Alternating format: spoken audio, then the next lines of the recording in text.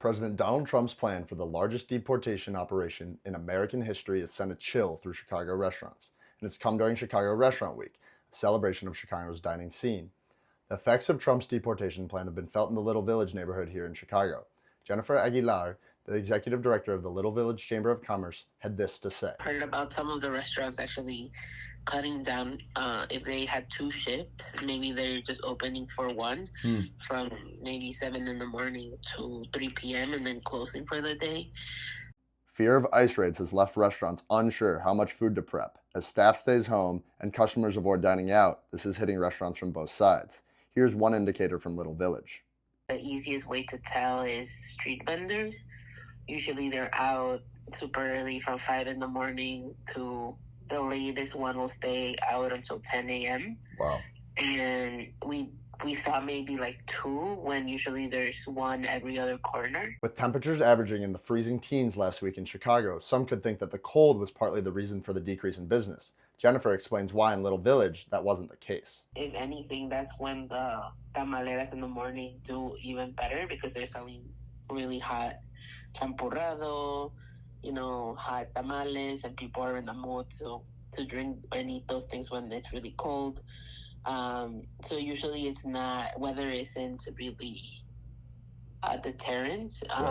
And this time there was something more than that.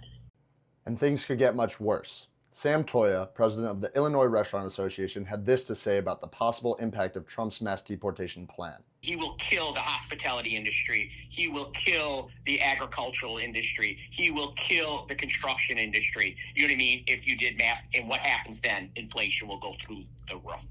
According to the Illinois Restaurant Association, over 586,000 people work in Illinois' food service industry, with half being immigrants, though the number of undocumented immigrants is unknown. Chicago restaurants are still hard at work. Over 500 are participating in Chicago Restaurant Week, a 17-day promotion run by Choose Chicago, the city's official marketing organization. When asked about ICE raids affecting the event, Choose Chicago declined to comment. Several restaurants also declined to comment, fearing retaliation from the Trump administration.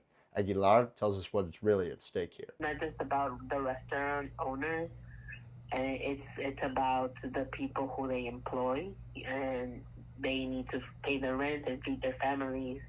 So it's kind of like a domino effect. When we stop seeing as many people, it affects the community as a whole. When asking about the ways people can help, Aguilar and Toya urge people to support their local restaurants. Come out here to 26th Street, visit our restaurants and our businesses, tell your friends. So it's very important that, people visit their favorite restaurants, because restaurants are the soul of every community here in the city of Chicago. All our 77 communities, restaurants are the soul of each community, and we want to support them. Chicago is a tough city. We know that. It's not LA. It's not even New York. We are Chicagoans. Yes. We know how to do this. Chicago. Listen to Jennifer and Sam. Get out and support restaurant workers this weekend. Chef's Tribune will continue to cover the impact of Trump's deportation campaign on Chicago's restaurant industry. For Chef's Tribune, I'm Teddy Kamen. Have a good night.